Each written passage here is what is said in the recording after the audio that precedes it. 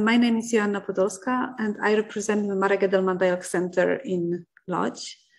And I am happy to welcome today Uri Wizenberg from the former organization of the former residents of Łódź in Israel. Hello. Hello, hello. I would like to talk to you about memory and how important is memory in our life. And you represent the organization of former residents of Łódź. And even if you are not born in Łódź and you are born in Israel, but first I would like to ask you about your connection to Poland and to Łódź, this family connection, a very strong connection. Could you tell some words? Yes, well, my father was born in Warsaw. My mother was born in Lodz. I don't know much about my father's family. My father passed away in 1990, and somehow I didn't have a chance to talk to him about the family. But I know quite a lot about my mother's family from Łódź. My mother was an only child, but her grandfather and grandmother, they had 9 children. So she had a lot of uncles and aunts. And she was born in 1927, so she was 12 years old when the war started. The family actually smuggled the border to Częstochowa at the end of 1939, probably because the grandfather thought they will have better life in Częstochowa, as it was, Lodz was annexed to the Reich and Częstochowa was Generalgouvernement. So actually he took care of moving all the family, children, grandchildren, everyone to Częstochowa, and really most of them moved to Częstochowa. My mother's grandfather passed away on the night before he was supposed to go to Częstochowa. But the rest of the family went to Częstochowa. 2 of his children, Abraham and Eda, they stayed in Łódź and they were in the ghetto. Abraham Adash was a doctor, and he was a doctor in the ghetto until February 1944. He passed away in the ghetto of illness. And his sister, Eda, she was actually among those who were changed by the Swedish government. There was a deal between the Germans and the Swedish government for, I think it was 1,000 women in exchange of trucks or something like that, and she moved to Sweden. The rest of the family that was in Częstochowa, they were all sent from the ghetto in Częstochowa to Treblinka. My mother survived as she worked in the Hasag factory in Częstochowa. And after the war, she moved to Israel. Mm-hmm. You said in the beginning that you don't know too much about your father family. To your mother family from Lodz, we will be back. But you said that you had no possibility to talk to your father about his family. You didn't talk to him because you're not interested in that moment, or he didn't want to talk. Or you didn't dare to ask. Could you tell something? Why you didn't talk? Why you never talk about it? I think it's a combination of all these reasons. As a child, you get actually you get the atmosphere, okay? And there are some things that even they are not said, you grasp it as a child, and you know there are subjects you better not talk about. And for some reason, I got the impression as a child that the Holocaust is something not to touch and not to talk too much, and I didn't dare to ask. Later on, when my children were born and they grew up, they started asking questions, and somehow it is easier for grandparents to talk to the grandchildren and to skip the second generation. There are some researchers and there are some trying to give some reasons why. It might be because the survivors wanted to focus on the new life and to leave behind the old life. Some others say that it is because they didn't want to cause sorrow and pain to the second generation. But somehow when my children grew up, they started asking questions, and this is a time when I really was exposed to my family stories. Unfortunately, at that stage, my father was not alive, and I was unable really to know exactly what happened to his family and to his roots, and I know only pieces here and there.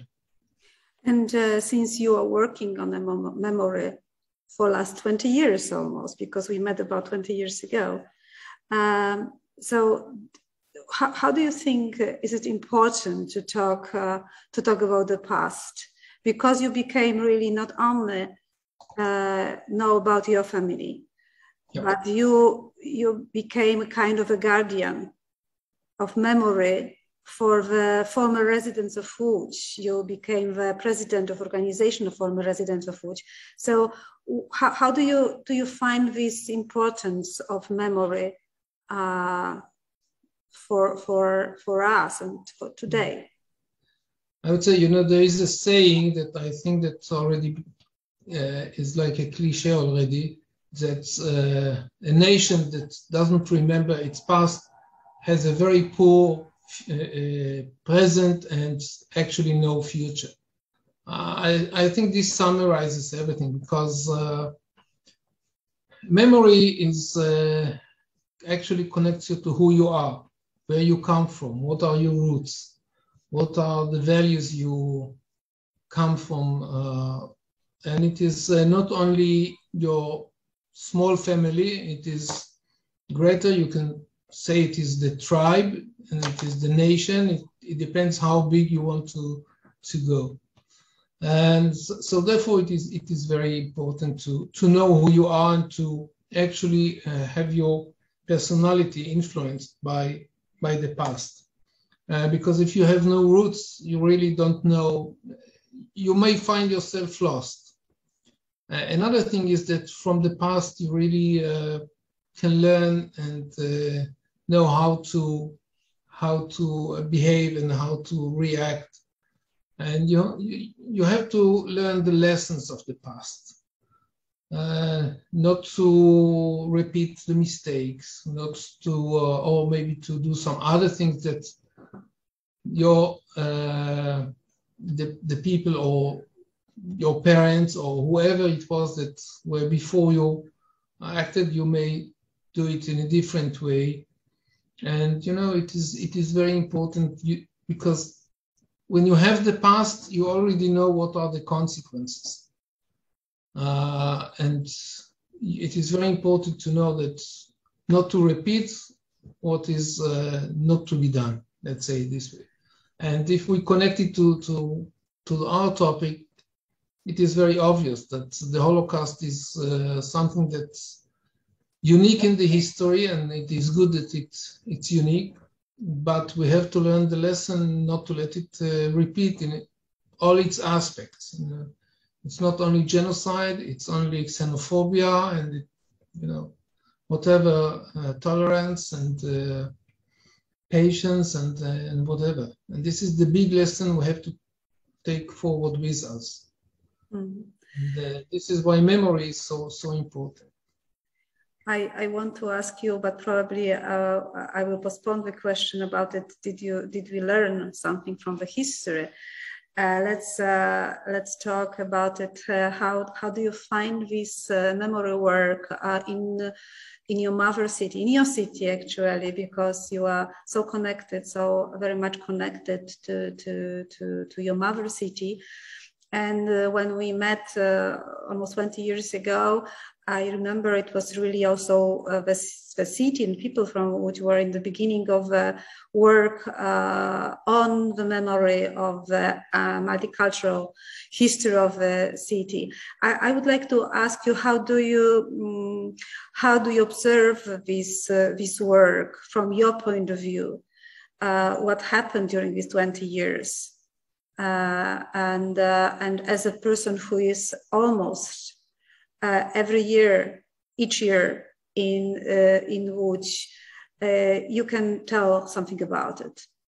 Yes, when we first met I visited Łódź for the first time in 1992 together with my mother, but it was a very short visit. And then for the second time, it was in August 1999. And at this time, it was quite a shock for me, because it was very anti-Semitic atmosphere. You know, we had swastikas on the walls, and we had all this graffiti of Jews to the oven, and you know, we even it was in Bałuty, I think it was in Bałuty. We unveiled a plaque on the street, and it was the voyevoda and the president of the city and so on. And cars stopped on the traffic light and shouted Jude raus. And it was a shock for me. And I must say that things have changed. Things really have changed. It started with the foundation that you were one of the establishers, the tolerance. And then really the memory was a lot of work done by President Kropivnitsky. And gradually the history of the Jews of Łódź became part of the life of the city. And we could see it from each year there was something new. And we had the Radegast that was built, and there were those ceremonies in the ceremonies on the 29th of August in the cemetery and in Radegast, and then all those exhibitions. And what was interesting were also those exhibitions on the streets, which was very, very new, and actually exposed the city and the people of the city to the history of the Jews and the establishment of Dialogue Center. All together, and of course the Park of Survivors, all together it worked in a very positive way for the memory of the community of the Jews, but I think also it gave a lot, and it had influence on minimizing the anti-Semitism in the street, because you know, many times you are afraid of what is not known, and once you become familiar with the history and with what are the Jewish community is part of the city and what its history was connected to the city, then I think the anti-Semitism is less, at least it is not as much as it was, and it is not so much evident as it was 20 years ago. And this is very important. Do you think that this work which was done during last years are visible for former residents of Łódź? I mean, not only from your organization, but in Israel. Could you tell us how many people belong to organization? It is really not many from survivors, because unfortunately it's less and less. But the second and third generation, could you tell something? How big is your organization in Israel? It was much bigger. I know. When I started, we had about almost 2,000 members. Most of them were, of course, survivors. But today we are really just 150 or 200 members only left, because it is also part of what is going on, not only in our organization, but many other organizations of survivors. Because when the survivors pass away, then we have the second generation, but that are still continuing. But then the third generation, it is more problematic for them because the connection, let's say, for local patriotism is weaker. Okay, if I look at my grandchildren, or even my children, they already have grandparents from different places all over the world, and my grandchildren will have even more, and it is very difficult to tell, okay, let's focus on Łódź and not on other cities, on other places. So somehow the third generation is not so much interested in something local. But I think that through the organizations and the memory is left. Okay, it may change the way we look at it and the way we, let's say, the way we remember what happened. But the memory exists, and it is, this transformation is natural. But what to do? Because, as a dialogue center, we are working on the memory, but not only about past. We want to create links for today. Yeah. And we have many links, like with Uri Wizenberg, who is actually a second generation, but very young artist who has connection with Łódź because she created very important theater piece with Theatre Horia in Łódź on history. We have links with some other people. So maybe it is the way to make these bridges, not only talk probably and think about this traumatic history, Holocaust and ghetto time, but to talk about before this place, to show what Łódź was before the war and what it was for the Jewish and Polish and other people, and also to make connection with them today. So maybe to create projects together, what we are trying. So it is the way to talk with younger generation, to involve them in the memory projects. Yes, it is. And, it is very important because I always said that in order to understand what happened in the Holocaust, or exactly to understand what was destroyed, you have to know what was before the war. Otherwise, you will not get the idea of what is the big loss and what is the big destruction if you don't know what was before. Therefore, it is very important to understand and to know the history of the community of the Jews of Łódź before the war, and not to focus only on the ghetto time. You have to understand how rich the life of these Jews were, culture, religious, even the workers in factories, whatever. These were a life of the community, which was almost 1/3 of the population of the city. And it is very important to know it and to learn about it in order to understand that it all actually disappeared during the years of the war. The younger generation looks at things in a completely different way and experience things in completely different way than we did.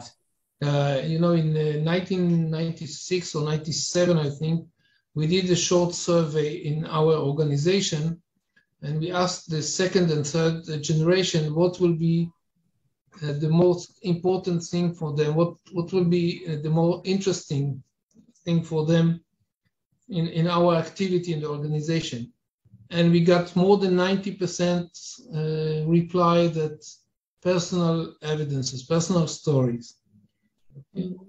But I think it is something which was really for the second generation, like my experience with parents that hardly talk, and third generation that asked the question because they could not get the answers from the parents, they got to the grandparents. And I think today the world is different, and also from the media. The media is completely different. And therefore, children grasp reality in a different way. And we have to think on projects that will bring I don't know how to say it, but that will bring the memory and the ideas in a different way. And I think it is very important because the survivors disappear. We don't have many of them anymore. It is very important to keep the memory and to find a way to move it to next generations. So it can be through, of course, the evidences and testimonies, they stay with us, but plays and different kinds of media and exhibitions, but the modern way of exhibition, not the old-fashioned with just photos on the wall. You have today the interaction that you can take part in this, and this is, I think, the way to look at it and to try and find the way to the heart of the younger generation. Yes, actually, it is possible to create also a lot of activities in internet without going to the place. But of course, from our point of view in Łódź, we are very happy if people from around the world visited us and coming here and create project with us and make something like could you tell something about it? What do you feel when you know that your mother has her tree in a memory park, in the Park of Survivors? It is maybe to explain to somebody who is listening to us. It is an idea of Halina Elczeska, who was a survivor of the Lodz Ghetto, to plant trees for those who survived the war. And who has children, great children, and this tree is a link between past and the future, and it is a symbol of family which was connected to Lodz for some people who has roots here, because we really would like to show that these roots are still here. So you should come to visit, to see, and to in some way feel connected. So my question to you, Uri, is: do you feel connected to the city which only is connected to your mother family? In which way? Yes, I am. I feel connected, and each time I come, every year there's at least one day that I just go and explore those places and addresses that I got from my mother, and just to look at where she lived, where her parents and where her grandfather lived, just go all those places, and to where she studied at school. Just for myself, it is part of the memory of really getting connected to the city. And of course, the tree is a symbol which I really think it was a great idea, and it is something that I was very proud when I came with my children to Łódź to take them to the Park of Survivors and to show them the tree and to show them the name of my mother in the park as part of what it is, of the history of the family, and at least something is still alive in there, even after 80 years or more, and even after the passing away of so many of my family. But I think that maybe I'm old-fashioned, but I still believe in personal contacts. And I'm not sure it is for the younger generation. I don't know, because I hope yes. I hope so, but I don't know. They are so much in the small screens with the mobile phones, with tablets, with computers or whatever. So they do everything through the screen. And I hope they will not lose the personal contact, because in my opinion, it is much more important to have the personal contact. It's not like talking over the telephone or in the Zoom. You have to feel, you have to smell, you have to listen to all the backgrounds. Have to quarrel, discuss if you don't agree, and even some time to cry together, or to be nervous, etc., or angry, because it's a part of to be together. I think these projects, which are really dialogue, I am from the Marek Edelman Dialogue Center. Yes. So the most important projects are the project where you can share dialogue. So you can really discuss for good and for bad, because of course Polish-Jewish relations have many up and downs and many traumatic moments, and but I think it is very sorry that most of these people who are coming from Israel, we are talking today about residents of Israel, so who are coming to Lodz, like young people, they are coming and they jump from important Holocaust place to very important the other one. The best way is to go to Warsaw Museum Polin of the history of the Jews. It's good that we have now, because it is really the museum where they can see how rich was the life. But actually, the most important moment is, of course, Auschwitz or Treblinka, on these kind of places, which are very important. But when you spend few days in this moment and you have this connection that it is a country of cemetery, you don't have this feeling to come back. So these dialogue projects, which gives you the time to learn together, is the most important. I agree with you, and for many years I was trying to persuade schools in Israel to skip one cemetery and to spend some time between the students from both sides, from Israel and from Poland, spend some time together, and even not talk about the Holocaust, just meet each other and see that you have the same interest, the same things that interest you, the same music, and just to see that there is no difference between the students from Poland, students from Israel, between Jews and Christians. It really, they are all human beings, they are all people. And it was quite difficult because the visits are very short, and it is some kind of contact that you cannot create in big groups. Okay, if it comes 100 students in 3 buses come from Israel, you cannot arrange a real talk and really getting together. You have to limit it to groups of 10, 15, and it is really a mission impossible. It reminds me that I think it was 2 years ago, I came with a group from Israel.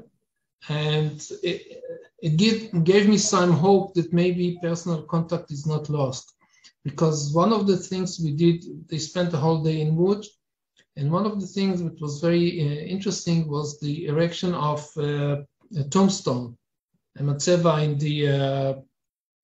in the cemetery. In Ghetto field. Ghetto. Yeah. And we found a grave of a young child who passed away in the ghetto and was buried in Ghetto, and the school donated the money. We erected the tomb over there. And the students, when they came, and they actually first time came to the tomb and to the tombstone, to the graveyard, and they had a prayer, and they were very much moved. And when they summarized the visit, what was the most exciting thing in the journey, it was this moment in the cemetery, in the Jewish cemetery in Łódź, even more exciting and moving than visiting Auschwitz, for example. Because once you see the place, you come to the place and you feel it, and you hear the story behind the child that is buried over there, it makes a difference. So therefore, I still hope, maybe just it's too much optimistic, but that the personal contact will work. But we hope after pandemic, we will be able to come back to this visit. But we have to find a way to do it. How can we do it in smaller groups that we can really create the contact? Because I believe that once they meet and they talk and see that they are not different one from the other, this is the best way to fight, xenophobia and all these kind of ideas that have no real basis. Yeah, I remember some time ago, it was also the film making project with 10 students from Łódź and 10 students from Israel, and they're working on small documentaries in Łódź, and it was for young people in a group, and it was really about 2 weeks. So you need time. It's not really for one day. It's not for 2 days. They need more time. So all the time we need time to meet each other, to learn each other, to discuss it. So it is the project for a future, but also probably the project, even internet project, because it could be that students in Israel can make some part working on in Israel, making interviews, and here in Łódź, students can work on the stories, these people's stories in Łódź. Next year, we will have a big project about 200 years of industrial history of Łódź, and we want to talk, and we want to discuss, and we want to discover this multicultural past of Łódź through the history, biographies of people, and probably we invite also groups from Israel. And Uri, could you tell some words? Our important topic is empathy. Just sharing empathy to somebody. How do you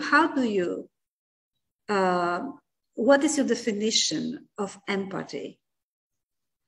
It's very, very difficult to define, because it's not something that you can really put in a stereotype or to put in a frame and define it. It is very much dependent upon circumstances. It's a different type of empathy when you are just seeing a child that is crying on the street or lost his mother, and you help him find her, and then to have empathy to someone who suffers because of let's say being in a ghetto, or suffering because of some kind of let's say that he is not from the right group. Let's call it this way. It can be in the it can be from the wrong gender, or homosexuals, or different color. It's a different type of empathy. But I think that the most important is that always remember that the person in front of you is also a human being with feelings and with family, and you have to share your empathy with him. And whenever you can assist, do it, and don't be afraid to do it, because this is part of yourself. If you don't feel empathy towards the other, then what are the values you are living for? Being selfish just for yourself? What kind of society do we create in such a way? My question about empathy is also, because I want to ask you the question, do you think that we need empathy to learn or to teach history? Because we talk about the Polish-Jewish relationship, and it is sometimes not easy. Do you think that empathy can help us, or do we need empathy to to follow this topic?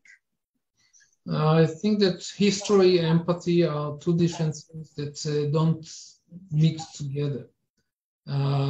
Teaching history is more of teaching facts, and empathy is something that is beyond history and has nothing to do with history. Okay, you can say that the lessons of history may be found in empathy, but it's not something that you have to learn, because history, once you learn it, these are facts, these are circumstances that happened and decisions that were taken, and they led to such and such events. You can say, okay, there was no empathy from the side of the rulers, the ministers, the government, whatever. But this is something which is more general, because governments and rulers, they act from interests and from their beliefs, and it has nothing to do with empathy. Empathy is the level of one person to another. You cannot talk of empathy between, let's say, between nations or between countries. Okay, it is on a personal level between the people themselves. This is how I grasp it. Mm-hmm. But so if we have some groups of people who don't share the same history, and they have in their education the different point of view for some reasons about history, don't you think that it is very necessary to try to at least to understand the situation, circumstances, as you said, and to just to follow the dialogue, that we need to probably to listen to the other side, to try at least to not to forgive and not to forget, but just to follow, to be beyond. Yeah, this is not empathy, this is tolerance. This is tolerance, this is being ready to listen to the other, to be willing to accept that the person in front of you, or that others may have different views, but still discuss those different views openly. And even if you don't agree, okay, so we will stay in this, that we don't come to a consent, but at least we express our views and we understand the reasons or the views of the other. This is tolerance. And I really think that we should be open to different views. You know, once you open yourself to different views, you maybe change your mind, but it also challenge your own views. Okay, you hear something else, you may have some point of view that you didn't think of, and when you discuss it openly, you are convinced that the other side may have some points in his view, but it can also strengthen your own views. You say, okay, this is only giving reason for my views, but that's okay. I think that each one is entitled to have his own views, but it doesn't mean that if I have a view that is different from yours, that I just diminish it or I say it doesn't exist. No, we have a place for all the views of everyone. Okay? And this is what to respect and to accept. To accept not in the meaning that I agree with you, but I accept the idea that you are entitled to have views that are different from mine. And this is very important. This is very important to discuss, and you may interpret the history in a different way. But let's first put the facts on the table, look at documents, discuss the facts, and once we agree on the facts, then we can interpret it. Mm-hmm. And each one has the right to interpret it in a different way. Okay? One can say that the reasons are justified that led to those events, and others say no, there should have been taken a different decision. That's fine. We can discuss it. But first of all, let's open all the documents and all the archives and agree on the facts. Those facts are on the table. And not let anyone to hide part of the facts, and not let anyone hide those facts that are not easy or are not going in line with the views, with the narrative you want to show. It is very important to have everything on the table, and then we can freely discuss and get to conclusions. Agree or disagree, doesn't matter. So knowledge is the most important. It's not the most important. It's a complex. It's all together. Okay? It's knowledge on the one side, and then open mind and tolerance and everything together. And actually, if you summarize it, it's a dialogue. This is really a dialogue. Okay, it's you cannot have a dialogue if you don't have the facts as a basis. Okay, if you don't agree on the fact, don't have respect. And then once you have it, then of course this is part of a dialogue. Without respect, there is no dialogue. It's monologue. And in which moment do you think that the Polish and the Jewish people are in this dialogue? Where are we now? Oh, right now we are in a difficult situation. For the last few years, I think we are in a difficult situation. I think it started with the law that somehow limited the criticism on, let's say, on the narrative, on the Polish narrative.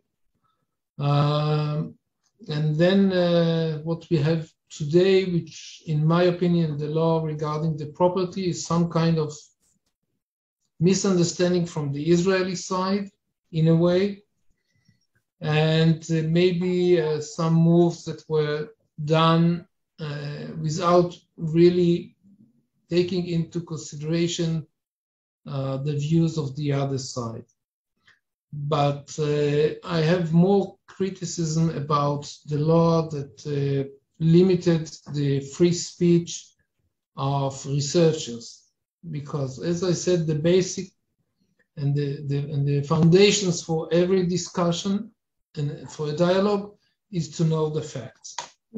And then deal with it, even if it is not easy and if it is something that you don't accept, or you say they don't match what the narrative you wanted to go to, but okay, let's deal with it, let's discuss it, but don't limit the free research, and don't limit the opening of archives. And therefore, I think these two laws led the relations between Israel and Poland to the crisis we face today.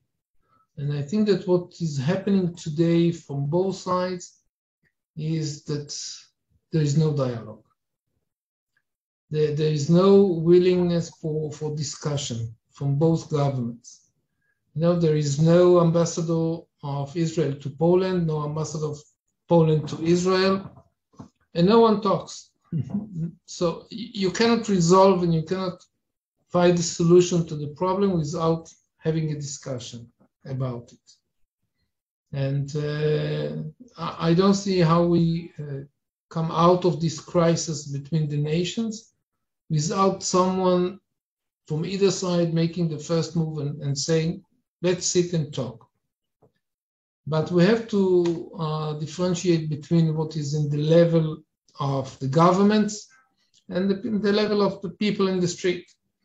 And even if there are no ambassadors, I think that we can still meet and discuss and have the groups of students come and meet and discuss. We are talking about the everyday life and not about politics. And this is very important. And what is your, to closing up our talk today? So what is your ideal project or ideal next step your organization should do to go towards the dialogue, and what we can do together as well? I think we should, first of all, as I said, the organization is also in a crisis, and actually it's in a junction because, as I said, local patriotism doesn't work anymore. And we will probably have to find a bigger frame, and we're all trying to establish some kind of an organization of, let's say, of the Jews of Poland, instead of having those Landsmannschafts, of those small organizations of cities and villages and so on. And then I think that what we can do now is really to have students to talk, children to talk. This is the most important.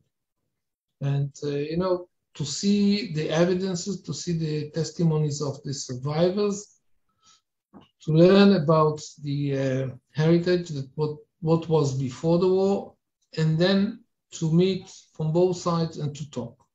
And how, in this context, you see the cooperation with organizations like Dialogue Center and some other places where these Jewish people from these residents, former residents of Poland are from? So how do you feel, do you see this future cooperation? It is just small projects, or do you see this ideal, some kind of long-term project to make together a huge, I don't know, internet information center? What is your direction?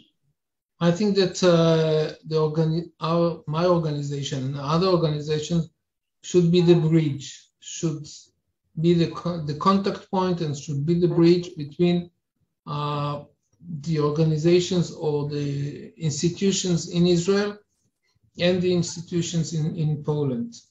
I think it is easier to start over the internet, to have some project on the internet, and then to keep and find a way for personal contacts, to keep the visits of students, but from both sides, from Polish students to visit Israel and Israeli students visit Poland, and not only on cemeteries and camps and so on, but really change the idea. Okay, let's have spare a day or 2 or 3 days to see other life, not only the Holocaust, or even maybe have different tours. Okay, let's have tours that are not in big groups, but some exchange of students that spend 1 week just living together, nothing to do with Holocaust, just living together, staying 1 week at each other, and seeing the life of the people from both sides. I think this is the most important thing we can do today. Okay, thank you very much. Yeah. Thanks a lot, and hope to see you in Łódź very soon. And we are working on a project for 2022. I hope I'll be able to come. Yes. And I hope we will be able to make real links and not only internet links. Of course, and I will try to bring some students with me on this project at the end of August, beginning of September. I hope I'll be able to make it. Okay. Thank you.